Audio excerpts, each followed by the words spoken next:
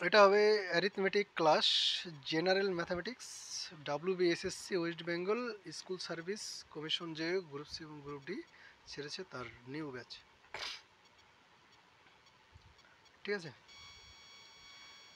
এটা একটু তোমরা দেখে নাও যে সিলেবাসে কী কী আছে, কী কী থাকবে গ্রুপ সি এর জন্য, আর এটা গ্রুপ সি এবং গ্রুপ ডি কী কী পরীক্ষা হবে সেটা এর আগে বলেছিলাম। অ্যারিথমেটিকের জন্য কোনগুলো আমাদের টপিক পড়তে হবে, rational, ratio, proportion, percentage, profit loss, এগুলো চ্যাপ্টারগুলো তোমরা একটু চোখ বুলিয়ে নাও, এগুলোই আমরা করব।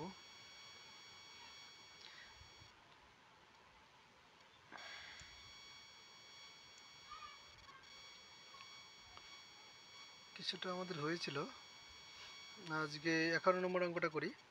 বলেছে 14 জন লোক 12 দিনে একটি টিউবওয়েল বসাতে পারে। এবার বলছে 8 দিনে টিউবওয়েলটি বসাতে হবে। তাহলে অঙ্কটা কি করে করব? সাধারণ ঐকিক নিয়মে, যে 12 দিনে টিউবওয়েলটা বসাতে 14 জন লোক লাগে। একদিনে যদি বসাতে চাই সেটা লোক লাগবে 12 দিয়ে গুণ হবে, 12 গুণ লোক লাগবে।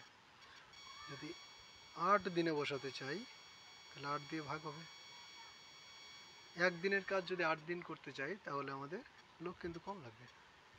এবার কাটাকাটি যদি করি, 4 দিয়ে কাটলে 3 4 12, 4 দিয়ে 8কে কাটলে 2, 2 দিয়ে 14কে কাটলে 7, তার মানে টোটাল আমাদের লাগবে 21 জন। উত্তর প্রশ্নতে কি বলেছে, অতিরিক্ত আর কতজন লাগবে? আগে 14 জন ছিল, তাহলে 21 থেকে 14 বিয়োগ আমাদের 7 জন। অপশন নম্বর বি রাইট অ্যান্সার।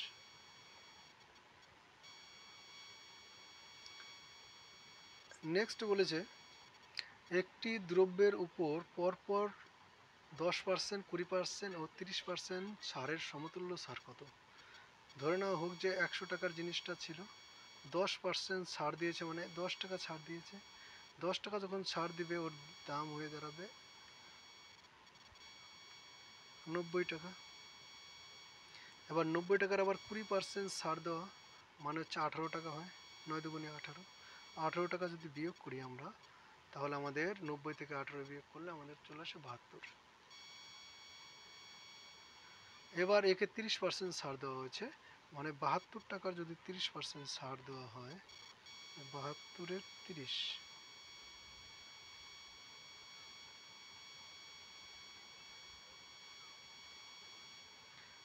শূন্য কেটে যাবে, একটা 10 নিচে থাকলো। এখানে আছে 72 গুণিত 3, 72 আর 3 গুণ করলে 3 দুগুণে 6, 3 7 21। দশমিকটা নিচের 10-এর জন্য একটা দশমিক হবে, মানে 21.6 টাকা কিন্তু আমাদের আরও যাবে। তাহলে 72 থেকে 21.6 যদি বিয়োগ করি তাহলে 4 পয়েন্ট আমাদের থাকলো হচ্ছে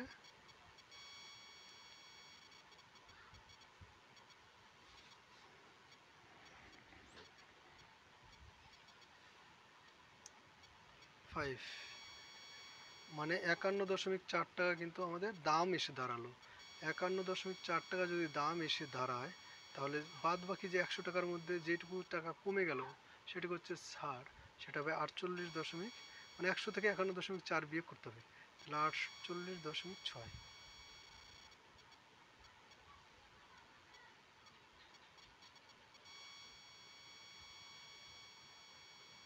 ও এটা শূন্য হবে, 50 হবে, তো 51 50, তার ফলে আমাদের এখানে আসলো 49.6।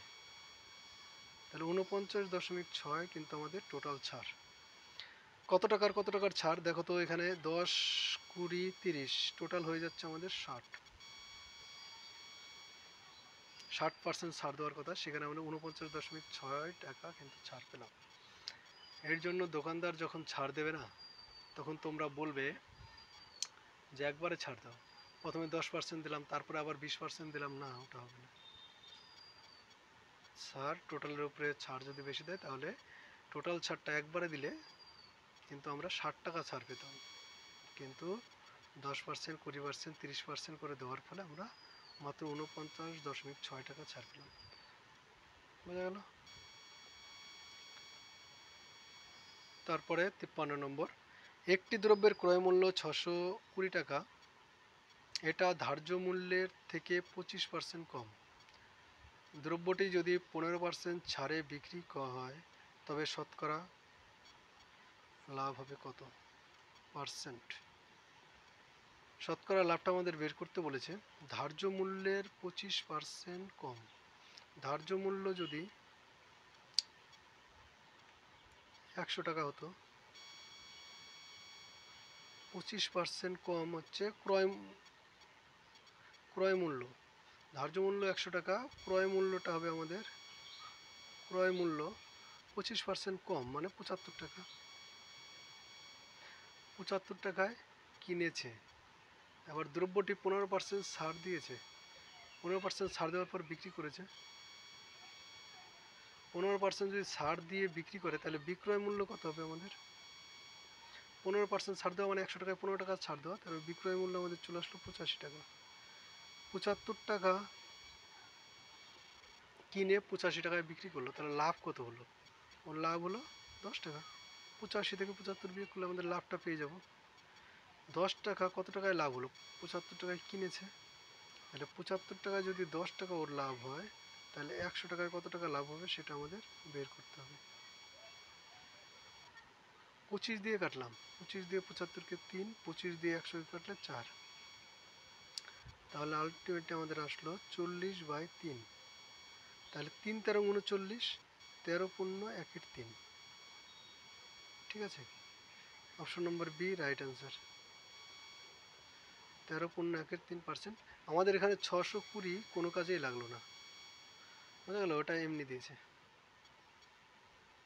ঘাবড়ানোর জন্য। হ্যাঁ ঠিক আছে। তারপরে এটা হচ্ছে আবৃত দশমিক সংখ্যার অঙ্ক, যাকে বলা হয় পৌনঃপুনিক দিয়ে। পৌনঃপুনিকের নিয়মটা হচ্ছে কি, অঙ্কটা তো করে ফেলবো, একটু নিয়মটা জানি। নিয়মটা হচ্ছে পৌনঃপুনিক উঠাতে গেলে ধরো, অঙ্কটা করার মাধ্যমে করি, এই সংখ্যাটা আছে, এটা ইকুয়াল টু উপরে হবে 84 1 8 1 বিয়োগ 84, আর নিচে কি হবে 3টা 9 আর 2টো 0। কি করে হলো? শুধুমাত্র 81-র উপরে পৌনঃপুনিক আছে নাকি? মনে হচ্ছে শুধু 81-র উপরে পৌনঃপুনিক আছে। শুধু 81-র আগে যদি পৌনঃপুনিক থাকে, আমি ভেবেছিলাম 181-র উপরে আছে, শুধু 81-র উপরে আছে, তাহলে আমাদের এখানে আরেকটু চেঞ্জ হবে, সেটা এখানে হয়ে যাবে 8 4 1, আর এখানে 99 আর 3টা 0। কি করে হলো বলো তো? এখানে যে সংখ্যাটা আছে সেটা প্রথমে লিখে দিলাম উপরে, যেগুলো পৌনঃপুনিক ছাড়া আছে, পৌনঃপুনিক ছাড়া কত আছে 841, 841 উপরে বিয়োগ করে দিতে হবে উপরেরটা থেকে, আর নিচে যে দুটোর মাথায় পৌনঃপুনিক আছে সেই দুটোর জন্য 2টো 9 হবে, আর পৌনঃপুনিক ছাড়া আছে তার জন্য 0 হবে। বোঝা গেল নিয়মটা? প্রথমে সংখ্যাটা বসিয়ে দিলাম, বিয়োগ পৌনঃপুনিক ছাড়া যে সংখ্যাটা আছে সেটা বসালাম, আর নিচে আমরা তো জানি এমনি দশমিকের পরে যে কটা সংখ্যা থাকে তার জন্য 0 বসাতে হয়, 3টা 0 কিন্তু আমরা বসিয়ে দিয়েছি। আর পৌনঃপুনিকওয়ালা যেগুলো আছে সেগুলোর জন্য তো 0 বসানো চলবে না, সেগুলোর জন্য 9 বসাতে হবে। 2টো পৌনঃপুনিক আলো আছে তার জন্য 2টো 9, 3টা 0, আবার 0 বাম দিকে বসিয়ে দিও না। অ্যাকচুয়ালি এখানে আছে মানে 99 ইন্টু 1-এর পরে 3টা 0, 1000, 99 সঙ্গে গুণ হয়ে 1000 হয়ে গেছে। ঠিক আছে, এটা তাহলে যোগ বিয়োগ করতে হবে, নিচে যা ছিল তাই থাকলো, উপরে বিয়োগ যদি করি 1 থেকে 1 বিয়োগ তাহলে 0, 8 থেকে 4 বিয়োগ 4, 1কে 11 ধরবো, 8 9 10 11 3, আর এখানে চলে আসবে আমাদের 3, এখানে চলে আসবে 8, একটা 0 কেটে গেল।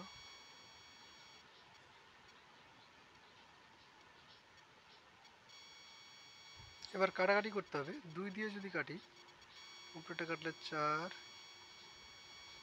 এক আসবে, 13 আসবে, 6 দুগুণি 12, 7 দুগুণি 14। আর এটাকে 2 দিয়ে কাটলে 4 দুগুণি 8, 19, 9 দুগুণি 18, 5 দুগুণি 10, 0।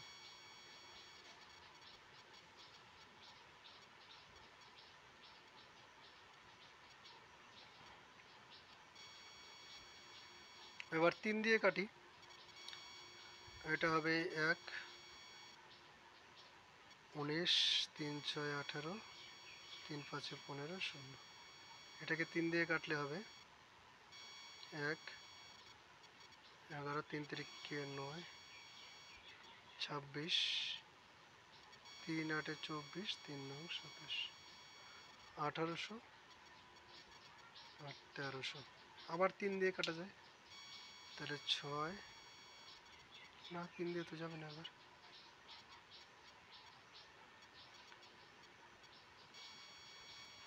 এখানে একটু সামথিং গড়বড় ছিল, যাই হোক।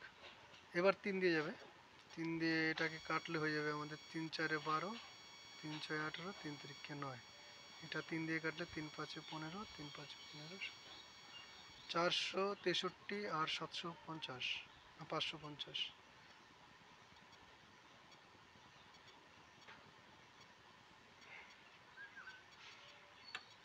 আর তো কাটাকাটি যাবে না।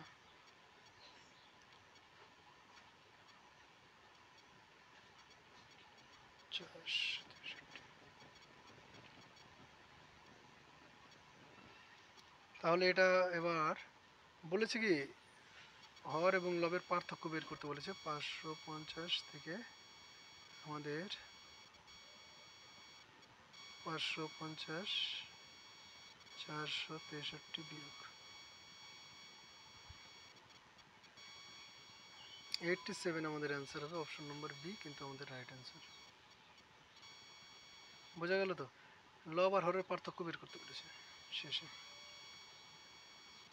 নেক্সট অঙ্ক, 3টি ভগ্নাংশের যোগফল 2 পূর্ণ 11 24।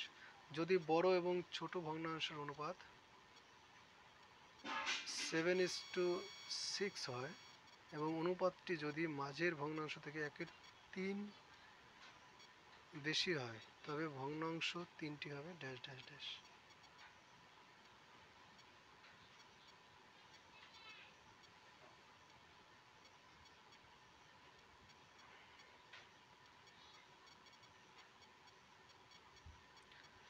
বড় সংখ্যাটা যদি 7x ধরি আর ছোট সংখ্যাটা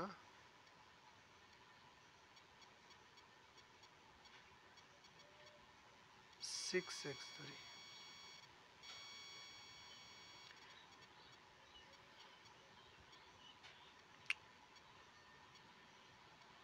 এটার অনুপাত হচ্ছে 7/6।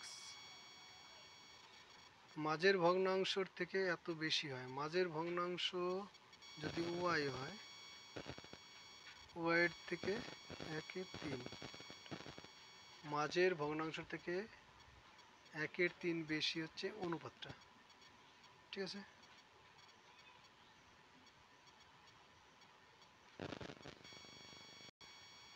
এখান থেকে তাহলে আমরা ওয়াইয়ের মানটা পেয়ে যাব। ওয়াই ইকুয়াল টু আমাদের চলে আসবে 7/6 মাইনাস 1/3, তাহলে 2 হবে, তাহলে 5/6। এটা হচ্ছে ওয়াইয়ের মান। মিডিল ভগ্নাংশ পেয়ে গেলাম 5/6। দেখো, মিডিল ভগ্নাংশ যখন পেয়ে গেলাম, আমাদের অপশন নম্বর ডিতেই শুধুমাত্র মিডিল ভগ্নাংশ 5/6 আছে, আর কোনোটাই নেই।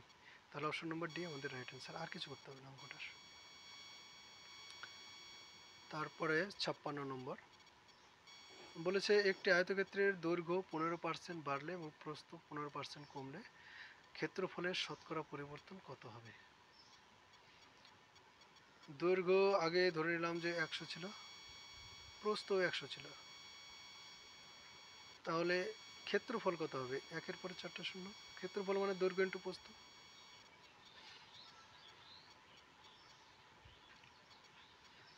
এবার আয়তক্ষেত্রের দৈর্ঘ্য যখন 15% বাড়বে, 15% বেড়ে গেল দৈর্ঘ্য, তাহলে দৈর্ঘ্য হয়ে গেল 115। প্রস্থ 15% কমলে প্রস্থ হয়ে গেল 85। দুইটা করে দিলাম গুণ, তাহলে আমাদের পরের কিন্তু ক্ষেত্রফল পাওয়া যাবে। পরিবর্তিত ক্ষেত্রফল। তো গুণ করে দিই, 5 7 5 0 2 9, তাহলে এখানে 7 5, দেখুন 9075, আর আগে ছিল 10,000, তাহলে পরিবর্তন হয়েছে কত? 9775। তার মানে এখানে 225, তাই না? বিয়োগ করলে তো 225ই হচ্ছে, 225। তাহলে 10,000-এ হ্রাস পেলে হচ্ছে 225। তাহলে 100-তে কত হবে? 100 উপরে গুণ আর নিচে 10,000। তাহলে আমাদের শতকরা পেয়ে যাবো, দুটো শূন্য কেটে যাবে। 25 দিয়ে যদি এটা করি 9 হবে, আর 25 দিয়ে এটা যদি 4 হবে, তার মানে আলটিমেটলি আমাদের চলে আসলো 9/4। এটা ইকুয়াল টু হচ্ছে 2.1/4, 2.1/4। Option number D right answer. হ্রাস পেয়েছে সেটা তো আমরা বুঝতেই পারছি, ঠিক আছে। নেক্সট অঙ্ক, যদি তোমরা পার্সেন্টেজটা না বুঝতে পারো, আমার পার্সেন্টেজের পুরো ভিডিও দেওয়া আছে, সেটা তোমরা কভার করে নিও।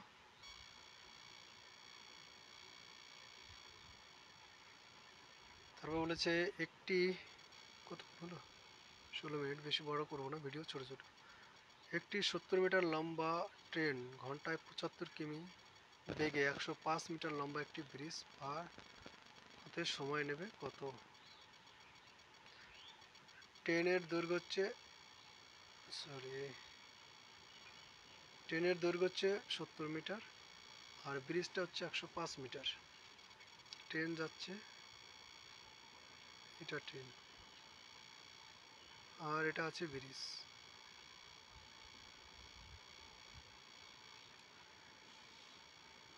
ট্রেন তো ব্রিজটার 105 মিটার দৈর্ঘ্য পার করবে, সঙ্গে ট্রেনের যে নিজের দৈর্ঘ্যটা আছে 70, সেটাও পার করবে। ট্রেনের অঙ্কগুলো একটা পোল, মানে ইলেকট্রিক পোল কিংবা একটা মানুষ পার করতে গেলে শুধু ট্রেনের নিজের দৈর্ঘ্যটা পার করলে হয়ে যায়, কিন্তু একটা ব্রিজ কিংবা প্ল্যাটফর্ম যদি পার করতে চায়, তখন ট্রেনের নিজের দৈর্ঘ্যের সাথে সাথে ওই ব্রিজ বা প্ল্যাটফর্মের দৈর্ঘ্য কিন্তু কভার করতে হয়। তাহলে টোটাল ওকে 175 মিটার কিন্তু ওকে যেতে হবে, টোটালে যেতে হবে 175 মিটার। তাহলে এটা হচ্ছে, এর গতিবেগ আছে 75 কিমি পার ঘন্টা, কিন্তু আমাদের প্রত্যেকটা অ্যান্সার দেখো সেকেন্ডে দেওয়া আছে এবং মিটারে নিয়ে আসতে হবে। তাহলে 75 কিমি পার ঘন্টা, এটাকে যদি আমরা মিটার পার সেকেন্ডে নিয়ে আসি, তাহলে কি করতে হবে? 75 ইন্টু কিলোমিটারটাকে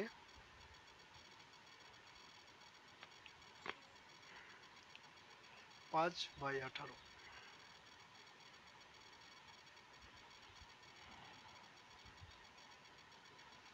কিলোমিটারটাকে মিটারে প্রকাশ করতে গেলে উপরে 1000 হবে, আর নিচে যে ঘন্টা ছিল, ঘন্টাটাকে সেকেন্ড করতে গেলে 3600 হবে। তার মানে আলটিমেটলি আমাদের এখানে কাটাকাটি করে কিন্তু 5/18 আসে। তার মানে এক কথায় হচ্ছে কিলোমিটার পার ঘন্টা আছে, ওটাকে 5/18 দিয়ে গুণ করলে আমাদের মিটার পার সেকেন্ড চলে আসে, ঠিক আছে। এই মতো অবস্থায় রাখলাম,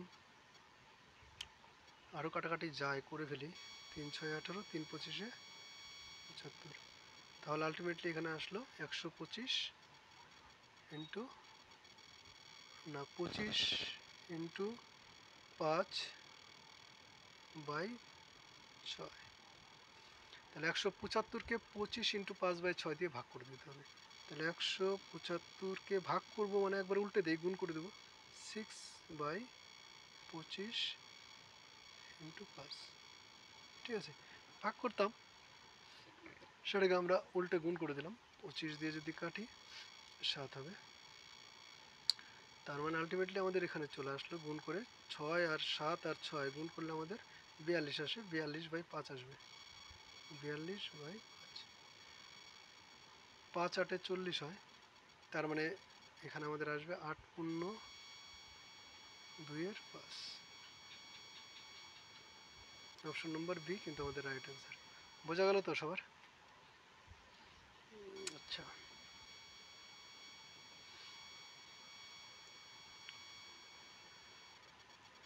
এর পরের দিন 58 নম্বর অঙ্কটা হবে। আজকে এই পর্যন্তই।